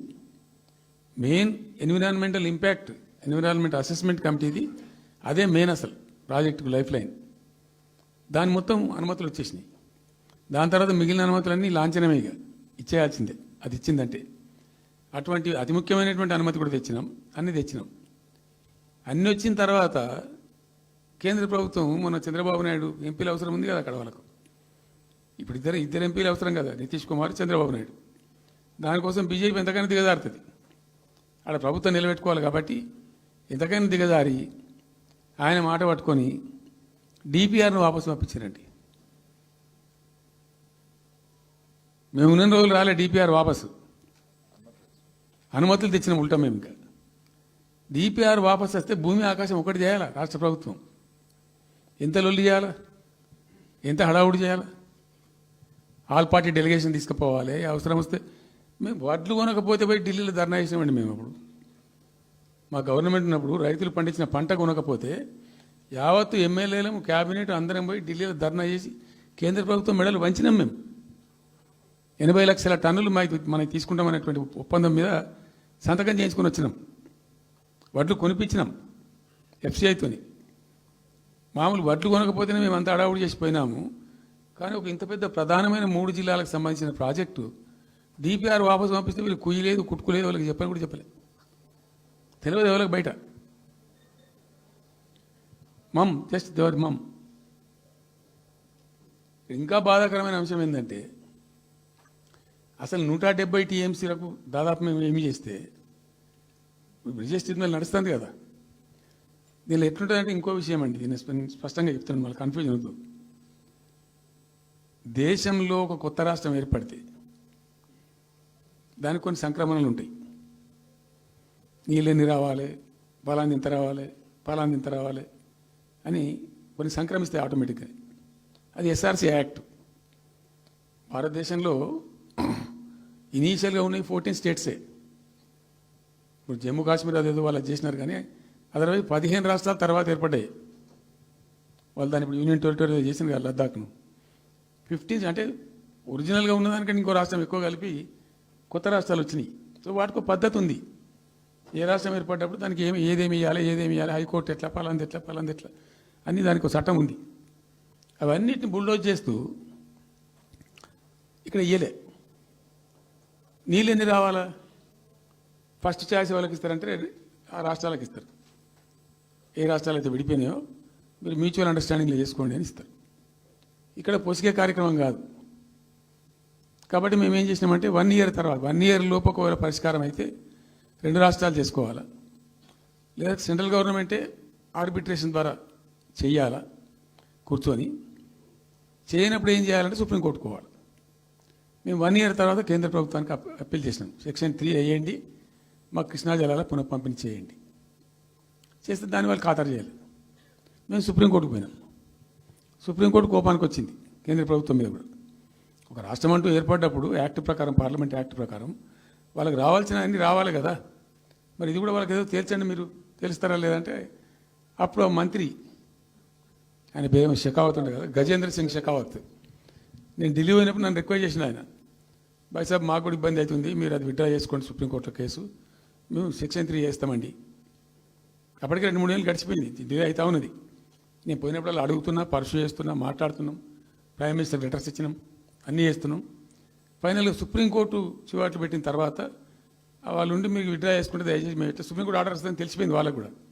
ఆటోమేటిక్ ఇస్తుంది కదా కోర్టు ఆర్డర్, న్యాయప్రదంగా రావాల్సింది ఇస్తుంది. కాబట్టి ఎట్లా తప్పేటట్లేదు ఇక కోర్టు ఆర్డర్ ఎందుకని చెప్పి మీరు విత్డ్రా చేసుకోండి భాయ్ సాబ్, మేము ఇచ్చేస్తాం. మంచిగా విత్డ్రా చేసి మళ్ళీ లెటర్ పెట్టినాం. మీరు చెప్పిన ప్రకారం విత్డ్రా చేసుకున్నామండి అంటే లెటర్ పెట్టండి అంటే పెట్టినాం. అది ప్రాసెస్లో ఉంది సెక్షన్ 3 వేయడానికి. చివరికి వేసారు. ఇప్పుడు సెక్షన్ 3 వేసారు. దాని మీద బ్రిజేష్ ట్రిబ్యునల్ అపాయింట్మెంట్ కూడా అయిపోయింది. ఇప్పుడు వాదనలు జరుగుతున్నాయి, మాకేం రావాలి, మీకేం రావాలి, తెలంగాణ రాష్ట్రం, ఆంధ్ర రాష్ట్రం మాట్లాడుతూ ఉన్నారు. సో ద క్వశ్చన్ ఏంది, అక్కడ ఉంది, ఇప్పుడు తేలుతుంది. మా ఉద్దేశం ఏంది, 90 టీఎంసీలు అయితే మాయే, మాకున్నాయి నికరం, మాకు ఎవరు ఇచ్చేదేం లేదు, ఎవరు అడుక్కునేదేం లేదు. అడిషనల్ ఇంకో 60-70 టీఎంసీ, ఇంకో 70-80 టీఎంసీ కావాలంటే ఎట్లా అంటే, ఈ ట్రిబ్యునల్లో వచ్చేటువంటి అధిక వాటా ఏదైతే మనకు ఉంటుందో, ఇందులో ఒక గుడ్స్ ఆయన ఈయన బ్రిజేష్ ట్రిబ్యునల్ ఏం చేసిండు, వచ్చిన తర్వాత ఆయన ఒకటి చేసిండు. అంతకుముందు చట్టం ఏముంటుండే, 75% డిపెండబిలిటీ మీదనే నదుల నీళ్ళు కేటాయింపు జరగాలి, 75% డిపెండబిలిటీ మీద. మన కృష్ణా జలాలు ఇచ్చినప్పుడు అట్లే ఇచ్చిండ్రు. ఈయన బ్రిజేష్ ట్రిబ్యునల్ వచ్చిన తర్వాత ఈయన ఏం చేసిండంటే 75% బోల్డ్ అండి, మంచి సర్ప్లస్ ఇయర్స్లో చాలా వర్షాలు పడుతున్నాయి, కావాల్సిన నీళ్ళు వస్తున్నాయి, అవి వేస్ట్ అవుతున్నాయి అనవసరంగా, అట్లెందుకు కేటాయింపులు చేసుకుందాం, 65% డిపెండబిలిటీ పెట్టుకుందాం అని చెప్పి పెట్టిండు. దాని ద్వారా ఏమైంది, మన కృష్ణా నదిలో ఒరిజినల్గా వచ్చిన అలాట్మెంట్ 811 టీఎంసీ, 811 టీఎంసీలే బచావ్ ట్రిబ్యునల్ ప్రకారం. కానీ తదనంతరం ఈయన బ్రిజేష్ వచ్చిన తర్వాత అది ఆల్మోస్ట్ 1005కి పోయింది. ఇంకో 195 టీఎంసీ పెరిగింది, ఆ 10% యాడ్ చేసే వరకు పెరిగితే అలా మనకు కూడా ఆటోమేటిక్ వాటా వస్తుంది. ఇప్పుడు తేలుతుంది అది. సో మేము ఆశపడ్డది ఏంటంటే, ఒరిజినల్గా పెట్టుకున్నటువంటి ఈ 90 టీఎంసీ అది బచావ్ ట్రిబ్యునల్ ఇచ్చిందే 45 టీఎంసీ. 45 టీఎంసీ మనం హైయర్ ఇరిగేషన్ లెక్కలు బాజాప్తా తీసి ఇచ్చినాం కాబట్టి అది యాక్సెప్ట్ చేసిన వాళ్ళు. ఈ 90 టీఎంసీ ప్లస్ ఇప్పుడు అడిషనల్ వచ్చేది కలిస్తే మనకు దాదాపు 170-160 దాకా తీసుకొని పోవచ్చు. కంఫర్టబుల్ ఉంటాం మనం, ఇక్కడ డ్రింకింగ్ వాటర్ కానీ ఇంకోటి కానీ బాధ లేకుండా ఉంటాం, ఆ జిల్లా సుభిక్షం అవుతుంది అని ఆల్రెడీ పాలమూరు జిల్లాలో తెచ్చుకున్నటువంటి 6.5 లక్షల ఎకరాల ఆయకట్టు ప్లస్ దీనిలో ఒక 7 లక్షలు వస్తుంది పాలమూరు, అంటే 13.5 lakhs పోతుంది. పాలమూరు జిల్లా కాడికి వస్తే నియోజకవర్గానికి 1,00,000 ఎకరాలు వారాలి. అంత కృషించి అంత కునారిల్లి 60 ఏండ్లు ఏడిసి గోసపడ్డ పాలమూరుకు ఒక పెద్ద రిలీఫ్ వస్తుంది. దీంతో మొత్తం జిల్లా టాప్ టు బాటం అంతా కూడా ఒక అద్భుతమైనది ఉంటుంది. గ్రావిటీ వారేకాడికి గ్రావిటీ వారుతుంది, లిఫ్ట్ వారుతుంది, చాలా అద్భుతంగా ఉంటుందని చెప్పేసి. తర్వాత వర్ష నీళ్ళు కూడా చాలా వరకు ఈ చెక్ డ్యామ్లలో దానిలో అడ్డుకుంటాం కాబట్టి గ్రౌండ్ వాటర్ కూడా బాగా పెరుగుతుంది. ఎట్లా ఫ్రీ పవర్ ఇస్తున్నాం కాబట్టి దాని ద్వారా కూడా లాభాలు జరుగుతాయని చెప్పి అసెస్మెంట్ చేసి ఇచ్చినాం. నిజంగా కూడా పాలమూరు ఒక టైంలో తెలంగాణ వచ్చిన తర్వాత 4-5 ఏళ్ళకి నేను పోతే, ఎందుకో పోయినాం, బస్సు యాత్ర చేస్తే చాలా అద్భుతంగా ఇక్కడికక్కడ వరికోత మిషన్లు, కల్లాలు, అంతకుముందు పాడుబడ్డ ఇల్లు కనిపించే పాలమూరులో నా కళ్ళతో నేనే చూసిన. ఇంకా ఇది అంతా కంప్లీట్ అయిపోతే ఈ అనుకున్న 15 లక్షల ఎకరాలకు నీళ్ళు వస్తే చాలా దివ్యంగా ఉంటుందని చాలా సంతోషపడుకుంటూ పోయినాం. సరే, ఇప్పుడు కేంద్ర ప్రభుత్వం కొత్తగా తాకీదు, అది ఎవరు చెప్పినారో తెలియదు, వాళ్ళు చెప్పడం చెప్తున్నారు. ఇప్పుడు గవర్నమెంట్ ఉన్న వాళ్ళు చెప్పడం చెప్తున్నారు. ఏంది, మీరు 90 టీఎంసీలు పెట్టుకున్నారు, పాత గవర్నమెంట్ పంపించింది, ఒకటి డిపిఆర్ తిప్పి పంపించిండ్రు, దాని మీద సడి లేదు, సప్పుడు లేదు, లుల్లి లేదు, లూకాండం లేదు, తల ఊగుతున్నారు. ఎందుకు తల ఊగుతున్నారు? రాష్ట్ర ప్రయోజనాలు కాపాడడానికి లేకపోతే, రాష్ట్రానికి వచ్చిన నీళ్ళని కూడా కాపాడే స్థితి లేకపోతే ఇదేం దద్దమ్మ ప్రభుత్వం, ఇంత చేతగాని ప్రభుత్వం ఉంటే ఎట్లా, నోరు లేని ప్రభుత్వం ఉంటే ఎట్లా, పెద్ద నోరు పెట్టుకొని పెద్ద గడబడి చేయాలి కదా. ఒక 10 టీఎంసీలు పోతేనే ఒక్కొక్క రాష్ట్రం ఎక్కడ దగ్గర పోయి కొట్లాడతారు. ఇవాళ మొత్తం డిపిఆర్ఏ పంపించి ప్రాజెక్ట్ని ఆగం చేసే పరిస్థితి వస్తే సప్పుడు లేదు ఒకటి. రెండవది, ఇప్పుడేం చేసిండ్రు, ఇరిగేషన్ మంత్రికి లెటర్ రాసిండు. వాడు చెప్పిండా చెప్పలేదా భగవంతుని గారు, 45 టీఎంసీలు ఇవ్వండి మాకు అనుమతి అని చెప్పి. ఎట్లా రాస్తావు నాకు అర్థం కాదు. నువ్వు ఏ ముఖం పెట్టుకొని రాస్తావు?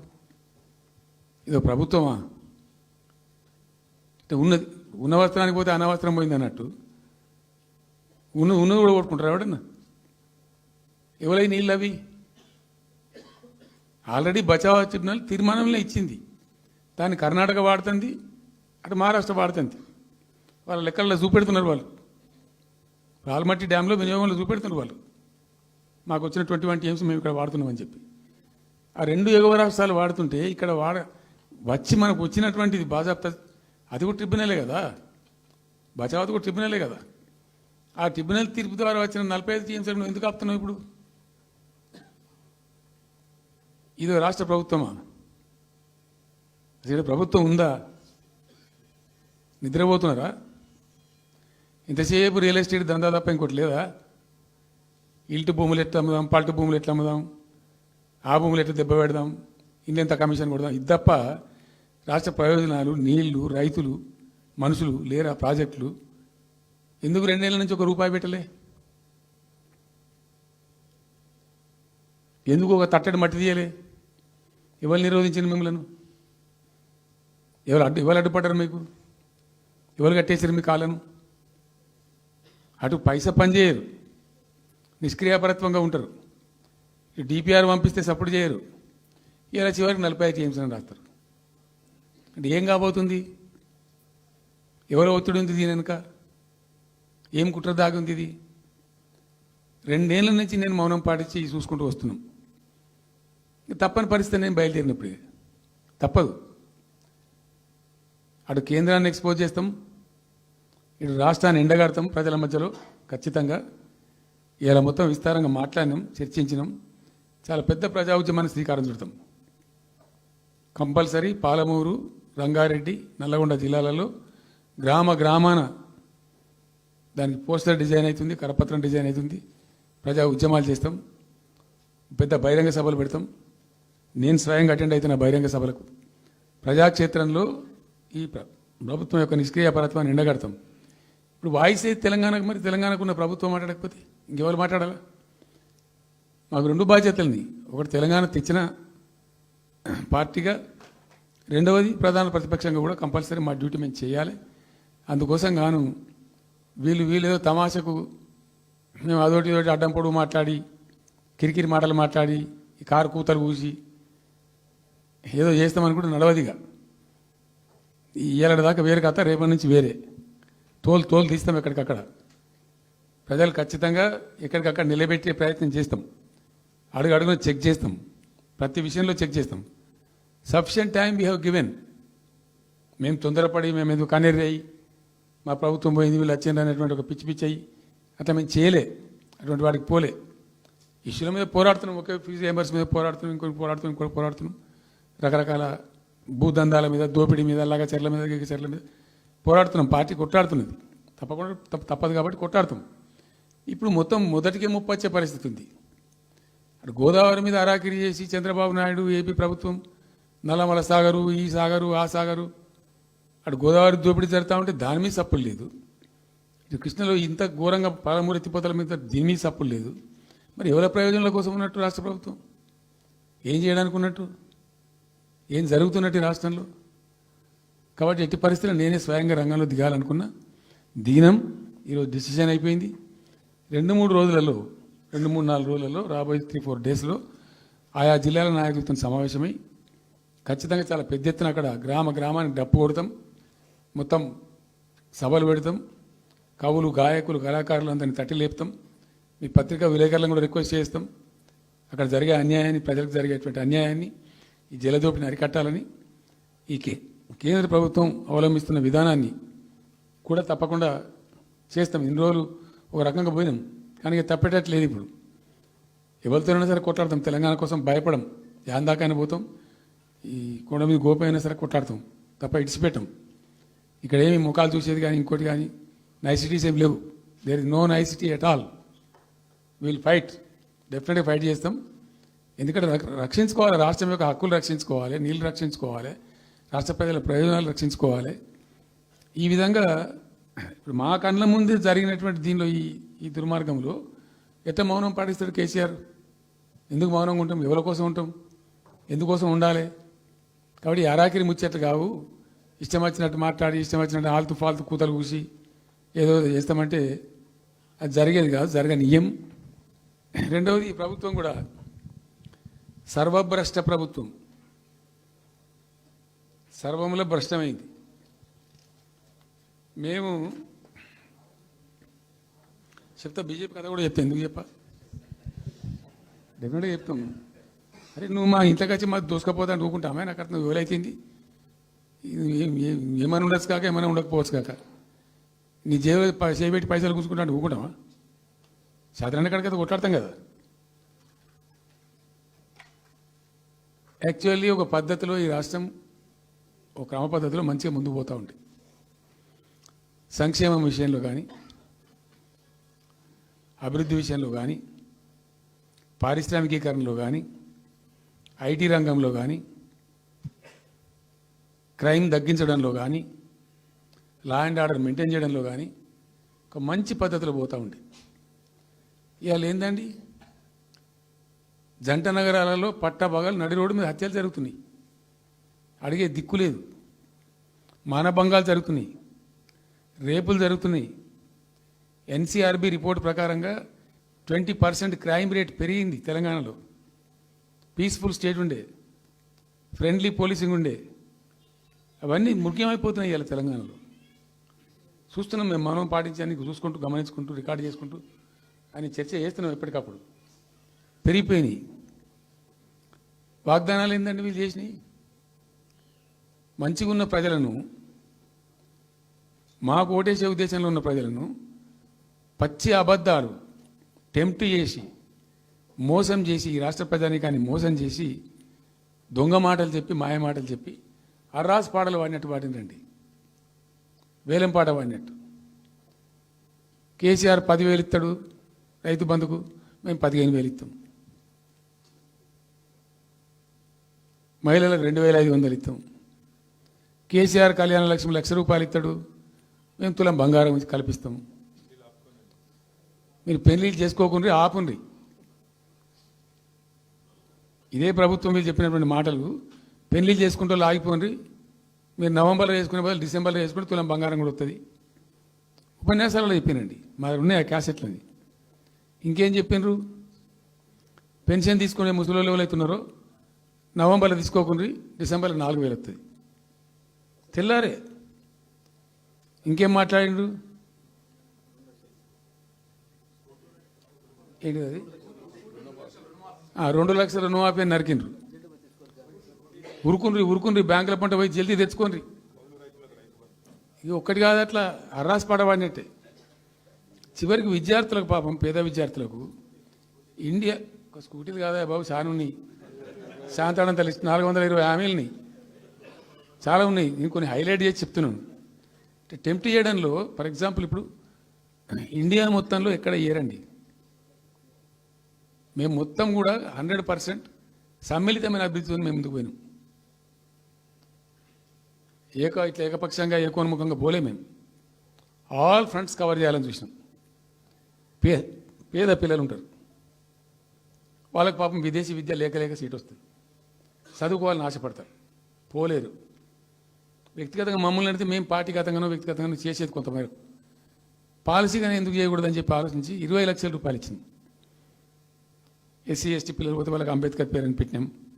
బీసీ అమ్మాయిలు పోతే వాళ్ళకు జ్యోతిబా పూలే అని పేరు పెట్టినాం. రకరకాలుగా మొత్తం మీద వాళ్ళకి ₹20 లక్షలు ఇచ్చినాం. అంటే ఎట్లాంటి ఇష్టం వచ్చినట్టు అది కూడా పెంచుతాం. కేసీఆర్ 10 లక్షలు ఇస్తే మేము 12 లక్షలు ఇస్తాం దళిత బంధు. ఇట్లా ఎన్నండి ఇష్టం వచ్చిన, అంటే నోటికి మొక్కాలిగా. అది కూడా 100 రోజుల లోపలనే ఇస్తాం. ఆ కార్డులు వంచుడు సంతకాలు పెట్టి బాండ్ సంతకాలని ఇంటింటి కార్డులు వంచి మొత్తం చెడగోపం పెట్టారు. దిక్కుమాలిన దరిద్రం అంతా నెత్తిన పెట్టి కంప్లీట్ ప్రజలను టెంప్ట్ చేసి ఇలా వడ్లు కొంటలేరండి. సన్నాలు మొత్తం వడ్ల ప్రతి ధాన్యానికి లిస్టు పెద్ద లిస్టు శాంతాడంత లిస్టు. ఇక కందులకింత, మినుములకింత, పసుపుకింత, పప్పుకింత, మొక్కజొన్నకింత, అన్నిటికీ 500 బోనస్. అన్నిటికీ ఏమి దేనికి దిక్కు లేదు. పత్తి కొనే దిక్కు లేదు, వడ్లు కొనే దిక్కు లేదు. ప్రైవేట్గా అమ్ముకుంటారు, దోపిడికి గురి అమ్ముకుంటారు. పాపం ఏడ్చుకుంటూ కన్ననీళ్ళు కుక్కుంటారు. చివరికి వస్తే యూరియా సప్లై చేసే తెలివితేటలు లేవానండి.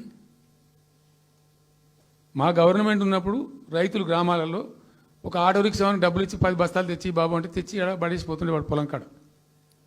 ఇవాళ రైతులు రోజుల తరబడి గంటల తరబడి చెప్పులు పెట్టి, బీఆర్ఎస్ లేకముందు చెప్పుల లైన్లు ఉండే, బీఆర్ఎస్ ఉన్న రోజులు చెప్పుల లైన్లు మాయమైనవి. మళ్ళీ ఇప్పుడు కాంగ్రెస్ రాగానే మళ్ళీ ఇప్పుడు చెప్పుల లైన్లు స్టార్ట్ అయిపోయినాయి వరుస పెట్టి. మళ్ళీ ఇప్పుడు ఏందో యాపో బోపో తెచ్చిండ్రు, అది ఒత్తితే నడచలేదు, పిక్తలేదు. అది ఏ ఎరువు బస్తాకు యాప్ ఎందుకైనా నాకు అర్థం కాదు.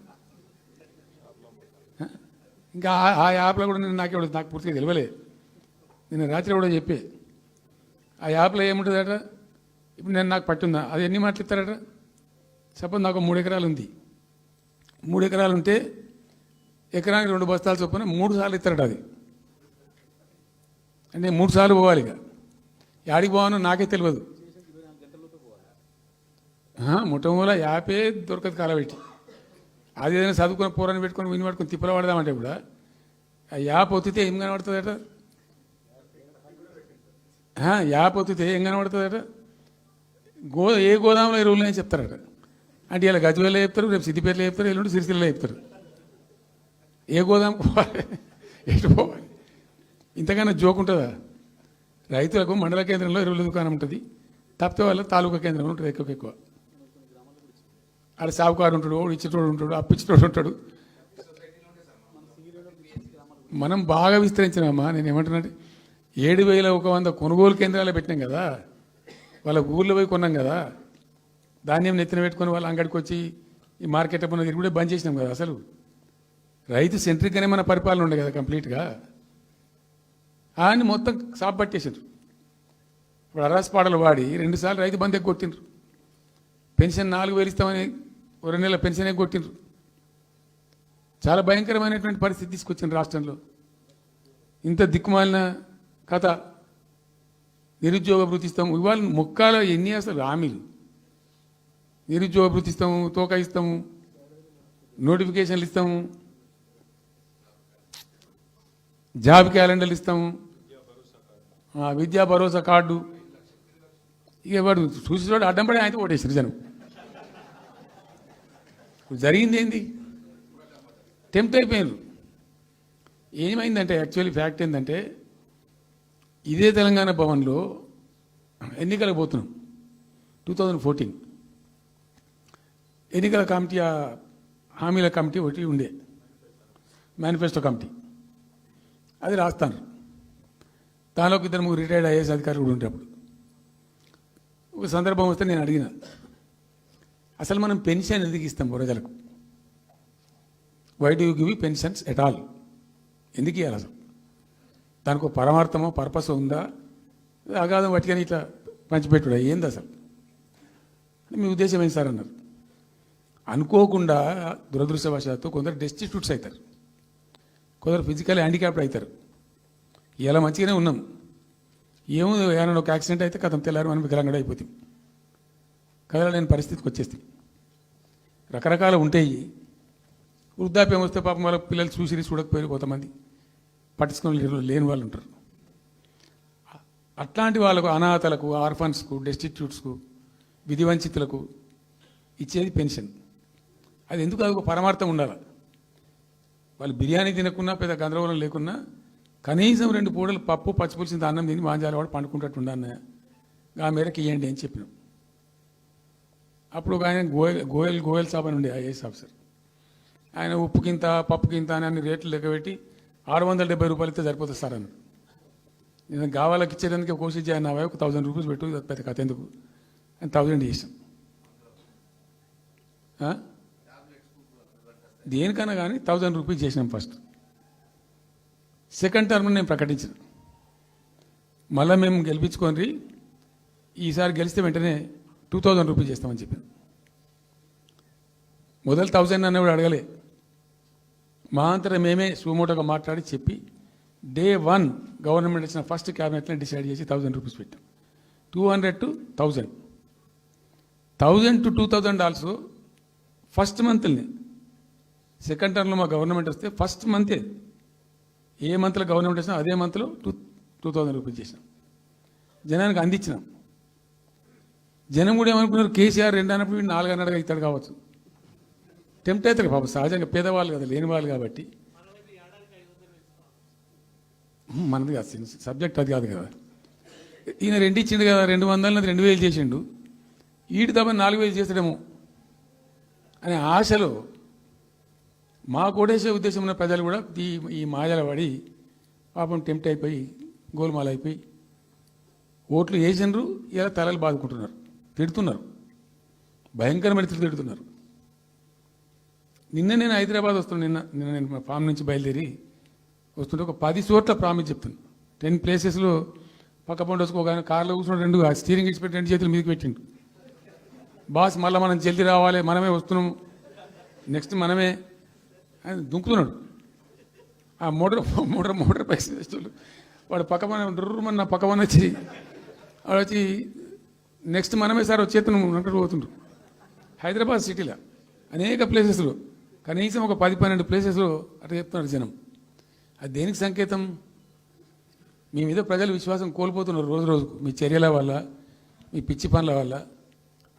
ఇంకోటి ఏంది, మీరు చేసే చర్యలు ఎట్లున్నాయి? మొత్తం రియల్ ఎస్టేట్ బ్రోకర్ దందానేనా? ఫార్మాసిటీ ఎందుకు వచ్చిందండి? ఫార్మాసిటీ మా ప్రభుత్వం ఎందుకు వచ్చింది pharma city? Why did we bring pharma city at all? అనుకోకుండా కొన్ని ప్రాంతాలకు, కొన్ని రాష్ట్రాలకు కొన్ని సందర్భాలు కలిసి వస్తాయి.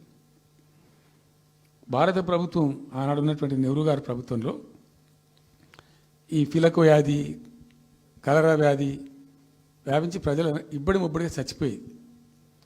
ఎట్లా అంటే దీనికి ప్రాపర్ మెడికేర్ లేదు, ఎక్కడికక్కడ లోకలైజ్డ్ ప్రొడక్షన్స్ ఉండాలని చెప్పి ఐడిపిఎల్స్ అని పెట్టిండ్రు, కొన్ని కీలక రాష్ట్రాలలో పెట్టిండ్రు. అందులో మన అదృష్టంకు ఆ టైంలో హైదరాబాద్ కూడా ఐడిపిఎల్ వచ్చింది. ఐడిపిఎల్ యొక్క పుణ్యమా అని దాంట్లో నుంచి కొంతమంది నేర్చుకొని బయటకు వచ్చి, డాక్టర్ అంజిరెడ్డి కూడా ఐడిపిఎల్ ఎంప్లాయ్, బయటకు వచ్చి వాళ్ళు స్వయంగా పెట్టి చాలా విస్తరించారు, చాలా అంటే చాలా విస్తరించారు. ఆయన దగ్గర అంజిరెడ్డి దగ్గర పనిచేసిన కూడా బయటకు వచ్చి వాళ్ళు పెట్టుకొని వాళ్ళు విస్తరించారు. ఇట్లా ఏమైపోయింది, Hyderabad has become a medical hub, pharma hub. ఒక ఆయన వచ్చి నాకు డబ్బులు బాగున్నాయి కాబట్టి నేను 10,000 కోట్లు పెట్టి పరిశ్రమ పెడతాను నడవది, ఎడబడతా అంటే పెడతా అంటే దానికి ఎక్కువ కావాలి. అంటే ఆ ఎంప్లాయీస్, ఆ టెక్నీషియన్స్, ఆ కథా కార్ఖానా ఎక్కడైతే ఉంటుందో అక్కడ సక్సెస్ అవుతుంది. అట్లా ఏమైంది, ఫార్మా యొక్క ఎక్కువ బిల్డ్ అయింది హైదరాబాద్లో. ఫార్మా యొక్క ఎక్కువ బిల్డ్ అయిన ద్వారా చాలా ఇబ్బడి ముగ్గుడిగా కంపెనీలు వచ్చినాయి ఇక్కడ. అసలు 1/3 వరల్డ్కు మన జినోమ్ వ్యాలీ నుంచే వ్యాక్సిన్ సప్లై అవుతుంది. ఇలా 1/3 of the world Hyderabad genome valley నుంచే వ్యాక్సిన్ సప్లై అవుతుంది. అట్లా ఎప్పుడో ఉన్న బయాలజికల్ ఈవెంట్స్ ఆ రాజుగారు స్థాపించారు ఆ కాలం 104 సంవత్సరాల క్రితం నిజాం పీరియడ్లో. అట్లాంటి కంపెనీలు వస్తూ వస్తూ వస్తూ వస్తూ వస్తూ Hyderabad has become a best destination for pharma. అయితే ఏమవుతుంది, ఆ రసాయనిక వ్యర్థాలు ఏవైతే ఉంటాయో అవి కొద్ది కారకాలు ఉంటాయి, ఇబ్బందులు కలిగిస్తాయి. మన హుస్సేన్ సాగరే కాలుష్యమయమైపోయి గబ్బు వాసన వచ్చే పరిస్థితి ఉండేది, మనం అందరం కూడా చూసినాం. సో దీని నుంచి హైదరాబాద్ బయటపడాలి. ఫార్మా వదులుకుందామా, వదులుకోవద్దు. మరి ఏం చేయాలా? 4 టీములు తింపిందండి నేను ప్రపంచవ్యాప్తంగా, ఐఏఎస్ అధికారుల బృందాలు. శాంతికుమార్ గారు అని చెప్పి ఆమె చీఫ్ సెక్రటరీ కూడా రిటైర్ అయింది. ఆమె అప్పుడు హెల్త్ సెక్రటరీగా ఉండే కొంతకాలం. ఆమె నాయకత్వంలో పంపించాం, చాలా దేశాలకు పంపినాం. మరి తిరిగి రండి. ఇప్పుడు ఏమైంది? మందులు లేని ప్రపంచాన్ని ఊహించలేము. మందులు కావాల్సిందే. మందులు తయారు చేసే సందర్భంలో తప్పకుండా కొంత వేస్టేజ్ ఉంటుంది. ఆ వేస్టేజ్ని ఎట్లా మేనేజ్ చేయాలి అని దానికి తెలివి కావాలి. సింపుల్ ఎగ్జాంపుల్ చెప్పండి, మన ఇంట్లో కిచెన్లో కూడా డైలీ వేస్ట్ ఉంటుంది, కానీ చాలా నీట్గా పెట్టుకుంటాం మనం దాన్ని. ఆ వేస్ట్ని డిస్పోజ్ చేస్తాం, కిచెన్లోనే ఉంచితే చచ్చిపోతాం కాబట్టి ఆ భయానికి క్లీన్ పెట్టుకుంటాం, మన ఓన్ కిచెన్ కాబట్టి. ఎగ్జాక్ట్లీ ఎట్లయితే కిచెన్ క్లీన్ పెడతారో వాటిని కూడా క్లీన్ పెట్టాలి. అయితే ఒక ఫార్మా కంపెనీ ముందు నుంచి మనం పోతున్నాం అనుకోండి, మన దగ్గర అయితే వాసన వస్తుంది, మనకు తెలుస్తుంది ఇదేదో మెడిసిన్ తయారు చేసే కంపెనీ అని. వేరే దేశాలలో అట్లా లేదు. యూరోప్లో లేదు, యూఎస్లో లేదు, చాలా దేశాల్లో లేదు, చైనాలో లేదు. అసలు గొట్టం నుంచి పొగరాదు. సో మనం మాత్రం టెక్నాలజీ మనం పెట్టుకోలేమా, పెద్ద ఇష్యూ అని చెప్పి ఐఏఎస్ అధికారుల బృందాలను తింపిన నేను అనేక దేశాలకు తింపి పంపించి, హైదరాబాద్లో ఫార్మా ఉంది కాబట్టి హైదరాబాద్ యొక్క లార్జర్ ఇంట్రెస్ట్లో ఫ్యూచర్ దృష్ట్యా ఫార్మాను కాపాడుకోవాలి, ఆ ఎక్కువ పోనీయద్దు, ప్లస్ ఈ కాలుష్య భారం నుంచి ప్రజలను రక్షించుకోవాలి. ఎట్లా అంటే జెడ్ఎల్బీ అని వచ్చింది, జీరో లిక్విడ్ బేస్ అని. ఆ డిశ్చార్జ్ ఏదైతుందో దాన్ని మొత్తం జీరో లిక్విడ్ చేస్తారు. ఇంకా కాలుష్యం కాదు, ఏం చెడిపోదు, వీళ్ళకి ఇబ్బంది ఉండదు. అది ఇంటర్నేషనల్ లెవెల్లో సక్సెస్ఫుల్గా ఉంది, సక్సెస్ఫుల్గా జరుగుతుంది. అమెరికాలో ఉన్నాయి చాలా కంపెనీలు, యూరోప్లో ఉన్నాయి, ఇంకా చాలా చోట్ల ఉన్నాయి. అవసరం, ప్రతి దేశానికి అవసరమే. అయితే మనం ఆ సిస్టమ్ పెట్టుకోవచ్చు కదా అని చెప్పి ఒక ఫార్మా యూనివర్సిటీ కూడా పెడదాం దాంట్లో అని చెప్పి ఫార్మా ఇండస్ట్రీ తెచ్చినాం. 2 హెలికాప్టర్లు తీసుకొని ఆ ఫార్మా బిజినెస్ మెన్ ఎవరైతే ఉంటారో వాళ్ళని నేనే స్వయంగా పెట్టుకుని పోయి ఆ ముచ్చర్ల కాడ పోయి తీసుకుపోయి చూపించి ఈ ప్లేస్ బాగుంటుంది కదా అంటే బాగుంటుందని చెప్తే దాన్ని ఫైనల్ చేసి చాలా కష్టపడి 5-6 సంవత్సరాలు పర్సూ చేసి రైతాంగంతో ఘర్షణ పడకుండా ఒక 20,000 ఎకరాలు పెట్టుకొని చేస్తే 14,000 ఎకరాల పైచీలు 14,000 నెట్ వచ్చింది ప్రభుత్వానికి. 14,000 acres already acquired by government. చాలా ఎంఓయూలు జరిగినాయి, అన్ని జరిగినాయి. మన లోకల్ వాళ్ళు రెడీ ఉండి. అయితే పర్టికులర్లీ జీడిమెట్ల, చర్లపల్లి వీళ్ళు ఏమన్నారంటే, సార్ మాకు ఆల్టర్నేటివ్ స్థలం మంచిగా ఇస్తే మేము అక్కడికి వెళ్ళిపోతాం, ఈ బాధ మాకెందుకు, ప్రజలతో కూడా ఈ బదనాం ఎందుకు, ఆడ పెట్టుకుంటాం. పెట్టి కామన్ అఫ్లియంట్ ప్లాంట్స్ పెట్టి ఒక ఐఏఎస్ అధికారిని పెట్టి దాన్ని ప్రభుత్వ నిఘాలోనే ఈ రసాయనాలు వ్యర్థాలను ఇష్టం వచ్చినట్టు పెట్టుబడితట్టు పంపకుండా ఆ నియంత్రణలో జరగాలని చెప్పి పెట్టుకున్నది ఫార్మాసిటీ.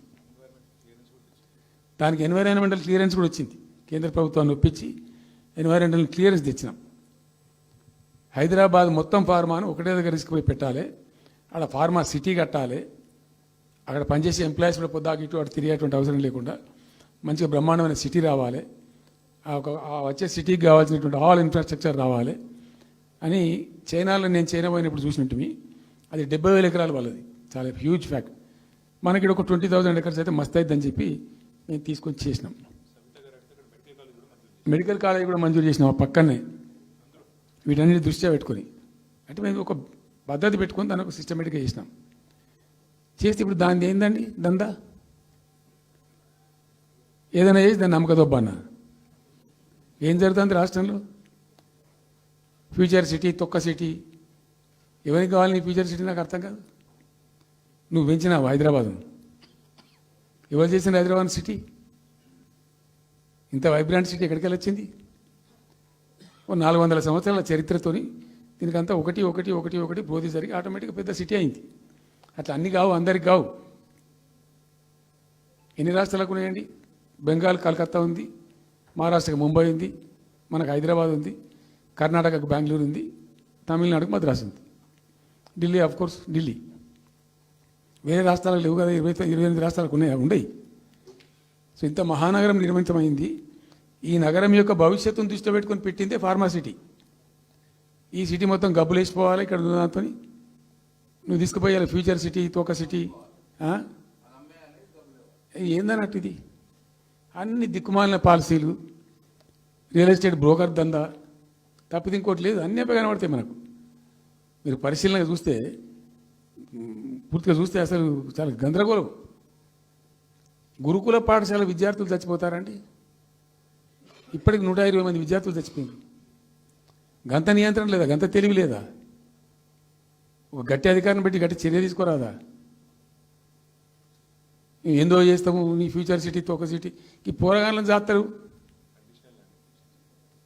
తర్వాత ఫార్మా సిటీలో ఆ ల్యాండ్ అక్వైర్ చేసినప్పుడు కండిషన్ ఏంటంటే ఓన్లీ ఫార్మా సిటీకి మాత్రమే వాడతాము. It's conditional land acquisition. హైకోర్టులో కేసు ఉంది. హైకోర్టులో ఈ ప్రభుత్వం ఏం చెప్తుంది? లేదు ఫార్మా సిటీ ఉంటుంది. మళ్ళీ ఆడ 3,000 ఎకరాల్లో వాడేవాడు అంబాయినా సల్మాన్ ఖాన్ ఎవడో వంతారనో బొంతారనో పెడతారు. ఈ జూ పార్క్ కొంచెం ఆడబెడతారట. ఎందుకు జూ పార్క్ అమ్ముకదొప్పడానిక? ఏం జరుగుతుంది ఈ రాష్ట్రంలో? అసలు మేము ఇటువంటి చిల్లర పనులు చేయలేదే. మేము ఉన్నప్పుడు ఇంత దుర్మార్గమైన కార్యక్రమాలు చేయలేదే. ఇది ఎక్కడ దిక్కుమాలిన దందా? ఏం జరుగుతుంది అసలు? ఏం చేయదలుచుకున్నారు ఈ రాష్ట్రాన్ని? ఇదేం పోతున్నా? సో ఇట్లా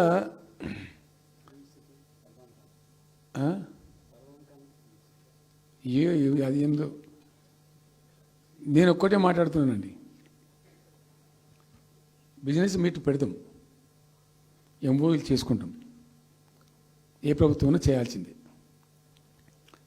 అడ్డగోలు జమాబందీ దానికి లెక్కలేని కథ అంటే ఏందన్నట్టు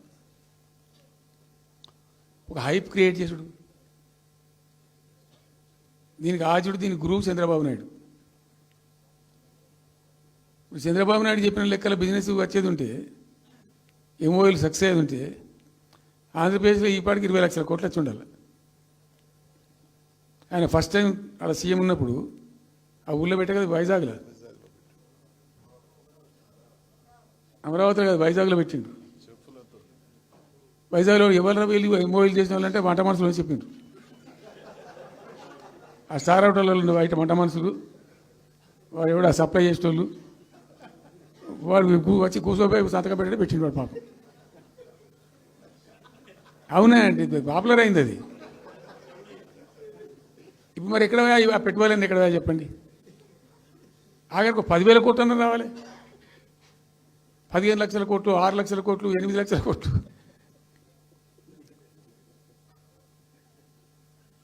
అయితే అప్పుడు తమాషా జరిగింది. ఈ భోపాల్ ముఖ్యమంత్రి, అప్పుడు నేను ముఖ్యమంత్రి నుండి భోపాల్ ఉన్న ఆయన పేరు శివరాజ్ సింగ్ చౌహాన్, ఆయన సీఎం ఉండే. ఆయన ఆ ప్లానింగ్ అదే ఇప్పుడు నీతి ఆయోగ్ ఉంది కదా, దానిలో సబ్ కమిటీకి ఆయన చైర్మన్. నేను భోపాల్లో పెడతా బాయ్సాబ్ జర వచ్చిపోను ఖచ్చితంగా భూగా బ్రతిమాలితే ఫోన్ల మీద ఫోన్లు చేస్తే ఏం భోపాల్ లేవా మీరు చూసుకొని అంటే, లేదు సార్ నువ్వు తప్పకుండా రావాలంటే సరే అని పోయినండి. అయితే ఆడొక ఇండస్ట్రీ మినిస్టర్ ఉంది, వాళ్ళ గవర్నమెంట్కి ఉంటారు కదా మధ్యప్రదేశ్కు. ఆమె వచ్చి నీ కొడుకు వచ్చి బాగా ఆగమాగం చేస్తానని మమ్మల్ని అంటే, ఎందుకు చేస్తానమంటే ఆయన అదొకటితోటి మాట్లాడి ఎక్కువ చేసుకుంటుండు బాగా అంటే, నువ్వు కూడా అన్నాడు గట్టిగా చెయ్యి. ఆమె వసుంధర రాజే చెల్లెలు, ఆమె పేరు యశోధర రాజే ఏదో అన్నది. అంటే నేను అంతకుముందు ఒక కొద్ది రోజుల ముందే నేను భోపాల్ పోవడానికి ఒక దాదాపు 2-3 మంత్స్ బిఫోరే మోడీ గారు వచ్చిండు. అక్కడ వచ్చి 14 లక్షల కోట్లకు ఎంఓయూ చేసి పడేసారు. ఇది మధ్యప్రదేశ్ గవర్నమెంట్. నేను మొన్న 14 లక్షల కోసం చేసిన కాదమ్మా, మీకు నాకు అర్థం కాదు, నీకేం రాలేదంటావు నువ్వు. ప్రధానమంత్రి మీకు సపోర్ట్ ఉండే, మీకు పార్టీ అయ్యి మీకు మంచిగా నీకు ఇంత లాభం ఉంది అంటే, ఓ సో బోగసాయి సాబా ఆమె నేను అతను ప్రామిస్ చెప్తాను. నేను ఐ వాజ్ షాక్డ్. అది వచ్చేదా పోయేస్తానంత వాటిగా గ్యాసు అంటే, ఈ గ్యాసులు ఎవరిని మోసం చేయడానికి ఇంత వంచిస్తారా ప్రజలను? నికరంగా వస్తే పెట్టుబడులు రావాలి కదా, కనబడతాయి కదా. ఆ పెట్టుబడులు వస్తే లాభాలు జరుగుతాయి, ఉద్యోగాలు వస్తాయి, ఫ్యాక్టరీలు వస్తాయి, అడిషనల్ ఇన్కమ్ జనరేట్ అవుతుంది, స్టేట్ గవర్నమెంట్కి జిఎస్టీ పెరుగుతుంది. ఏం లేదు, వాటిదే గ్యాస్. మొన్న వీలైతే చెప్పి 5 లక్షల, నువ్వు కొంచెం తగ్గించి చెప్తున్నావు. నేను పేపర్లో చూసింది 575.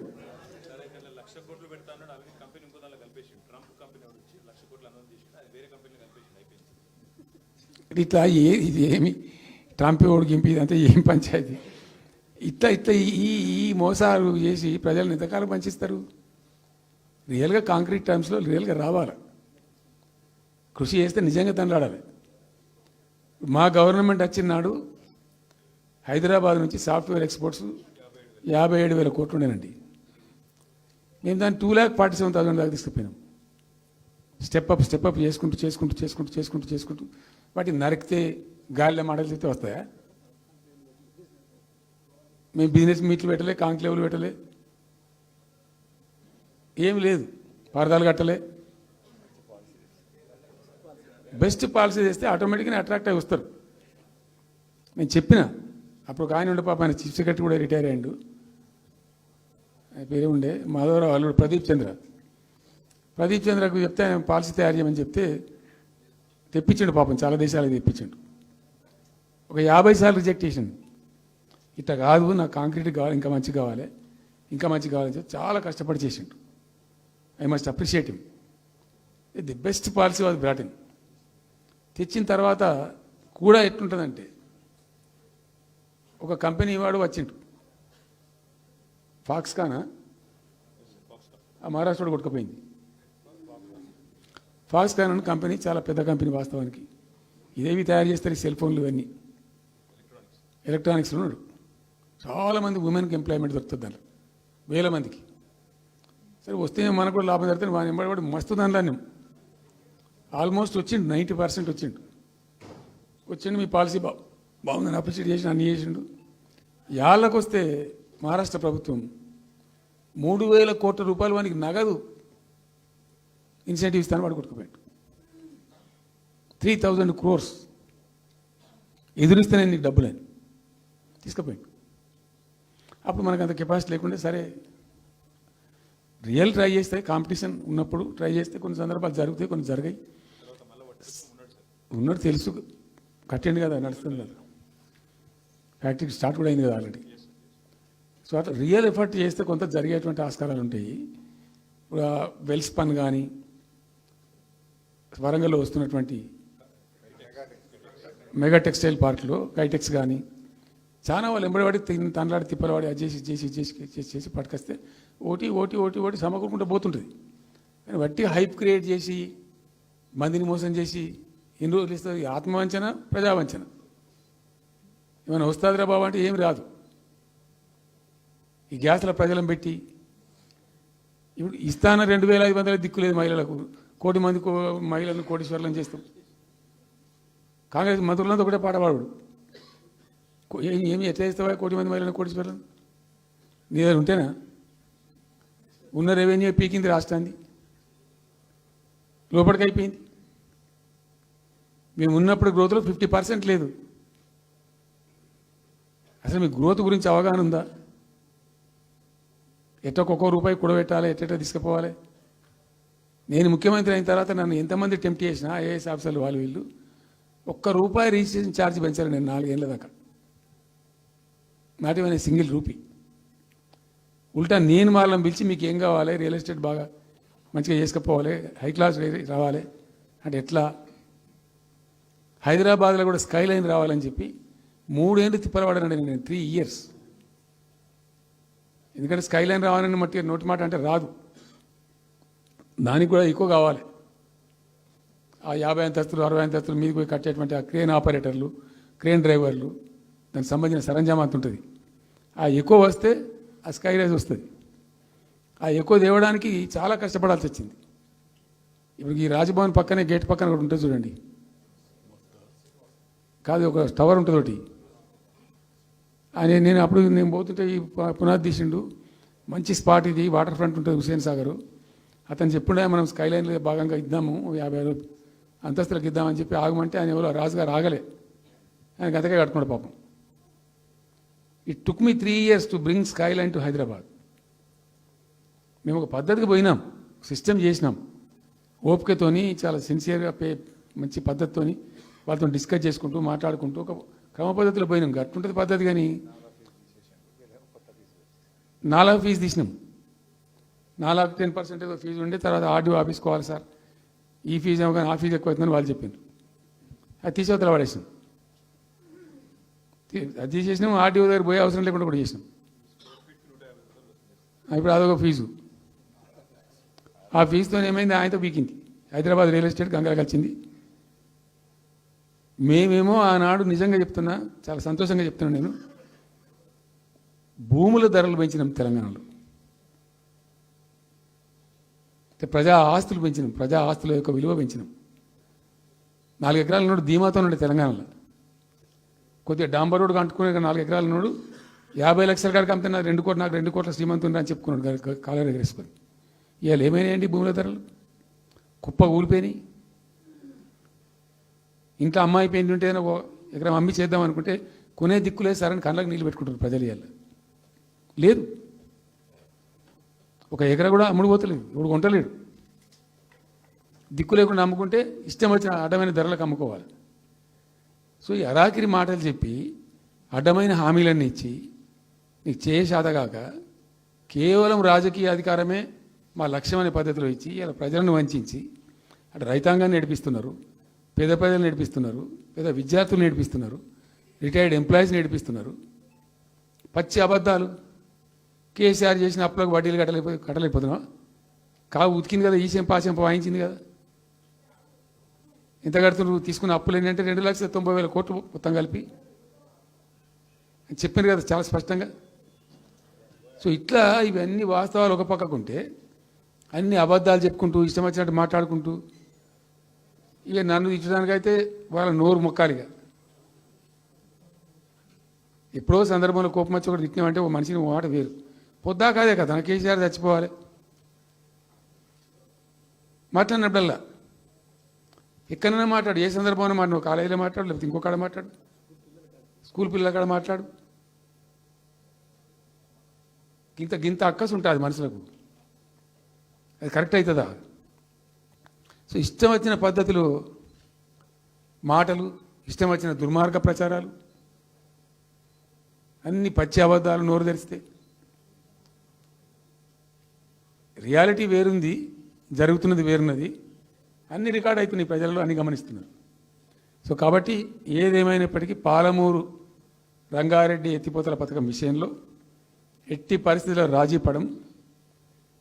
ఈ ప్రభుత్వాన్ని నిద్రపోనీయం, కేంద్ర ప్రభుత్వాన్ని కూడా నిద్రపోనీయం. మా హక్కుల పరిరక్షణకు ఒక డ్రాప్ తక్కువైనా కూడా at any cost, at whatever cost, TRS పుట్టిందే తెలంగాణ ప్రజల కోసం.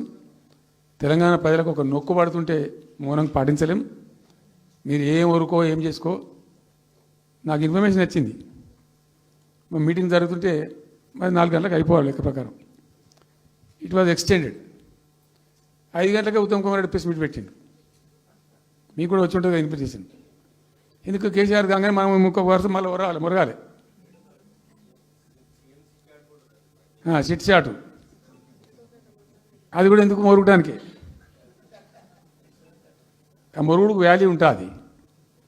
So thank you so much. ఈరోజు నేను ఏమంటున్నాను, మీతో ఒక request, Rahul, don't be hasty. ఇవాళ I'm only restrict my self to Palamuru ఎత్తిపోతల పథకం.